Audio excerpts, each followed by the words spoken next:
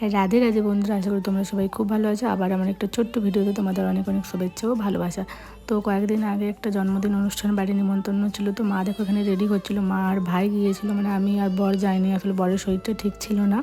আর যেটা গাড়িটা করা হয়েছিল আর কি, সেই গাড়িটাতে তোমার আর কি 10 জনের বেশি যাবে না, তাহলে 10 জন আর রেডি হয়ে গেছিলো, তো ওই জন্য যেতে পারিনি। তো মা আমাকে বলছিল যে তুই গেলে ভালো হতো। আসলে বিয়ের পর থেকে আমি সব জায়গায় মায়ের সাথে মা আমি দুজন মিলেই বেশিরভাগ যাই।